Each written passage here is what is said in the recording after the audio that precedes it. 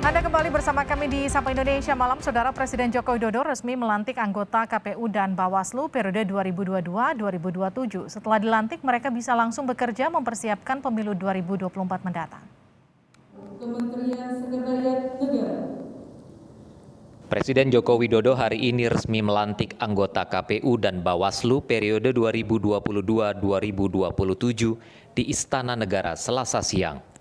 Usai dilantik, anggota KPU dan Bawaslu akan langsung bertugas menyiapkan persiapan tahapan pemilu 2024 Juni mendatang. Bahwa pemilu 2024 ini nanti akan dimulai tahapannya itu pada tahun 2022, yaitu pada tanggal 14 Juni tahun 2022 ini. Karena itu waktunya sudah sangat mendesak, kami berusaha semaksimal mungkin dengan segala macam ikhtiar, berkomunikasi, berkoordinasi dengan para pihak otoritas, yaitu DPR, pemerintah, untuk berkonsultasi, untuk melakukan rapat kerja, rapat dengar pendapat, terutama untuk membahas dan memastikan peraturan KPU tentang tahapan pemilu. Usai dilantik Presiden, 7 anggota KPU yang baru langsung menuju ke kantor KPU untuk melakukan serah terima jabatan dengan komisioner KPU periode sebelumnya. Sebelum serah terima jabatan, akan digelar pleno untuk menentukan ketua KPU yang baru. Tim Liputan, Kompas TV.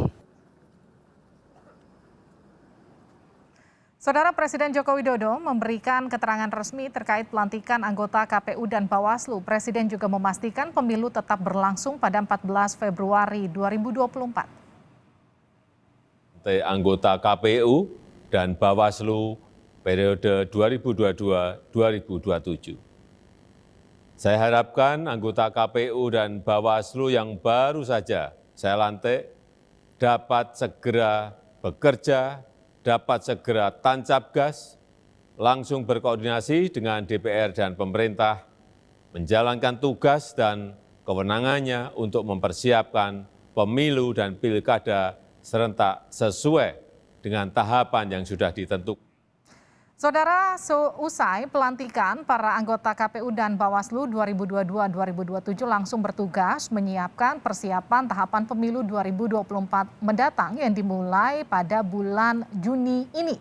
Apa saja tahapan yang akan dilakukan para anggota KPU baru? Kita akan berbincang dengan Arief Budiman, Ketua KPU periode 2017-2021. Selamat malam Pak Arief. Selamat malam Mbak Livi. Pak Arief, setelah kemarin ada sempat demo besar-besaran dan hari ini anggota KPU Bawaslu resmi dilantik oleh Presiden, apakah artinya pemilu kita akan on the track, artinya akan tetap terlaksana di 2024? Ya, kalau KPU kan sejak tahun lalu sudah mempersiapkan tahapan penyelenggaraan pemilu 2024 ya. Kita sudah mengajukan draft peraturan KPU tentang tahapan program dan jadwal. Kita juga sudah mengajukan rancangan pembiayaan untuk pemilu 2024. Dan itu sudah kita lakukan sejak tahun lalu.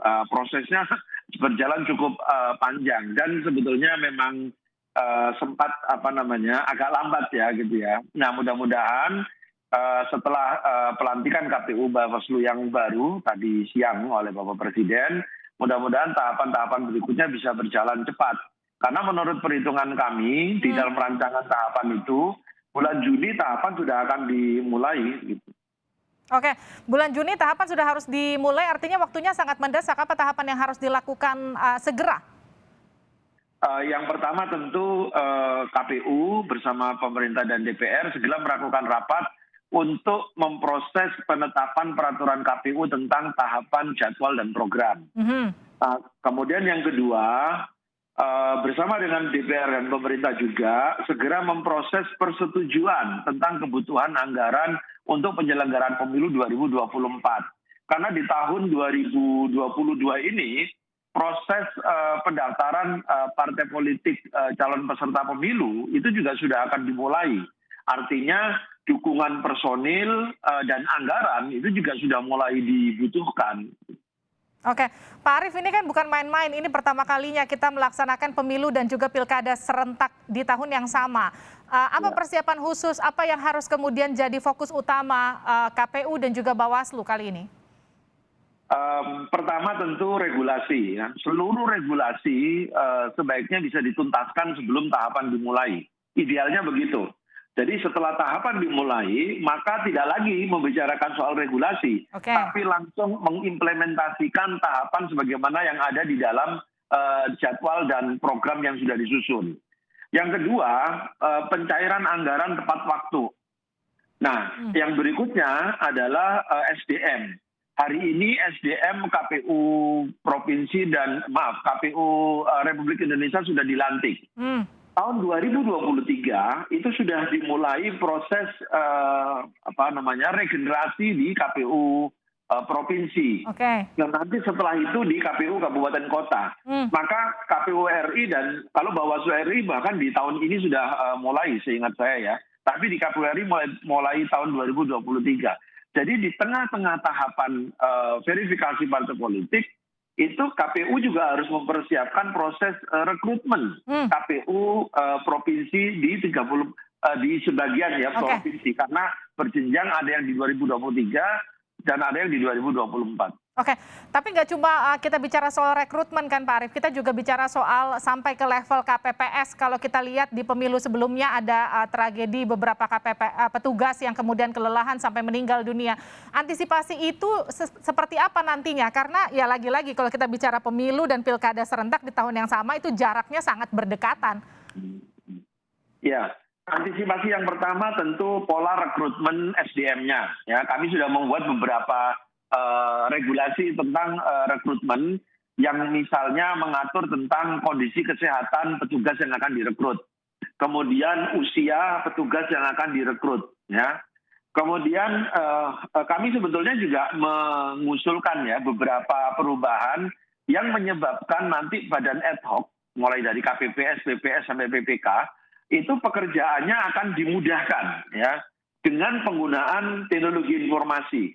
Misalnya proses pemutakhiran data pemilih, kemudian proses penghitungan sampai dengan rekapitulasi hasil pemilu dan pilkadanya.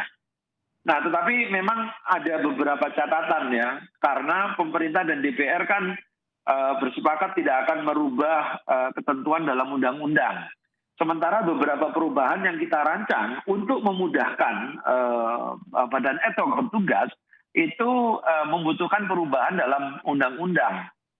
Nah, ini mudah-mudahan KPU yang baru nanti bisa menyusun strateginya. Bagaimana kalau misalnya tanpa perubahan undang-undang.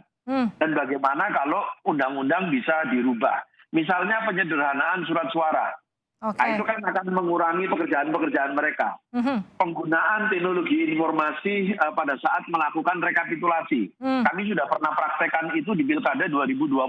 Nah, kalau itu bisa diterapkan, tentu akan sangat memudahkan, sangat mengurangi pekerjaan, dan mempercepat proses ditetapkannya hasil penyelenggaraan pemilu maupun pilkada. Baik. Terima kasih. Ya, tapi itu tadi, itu membutuhkan perubahan undang-undang gitu ya.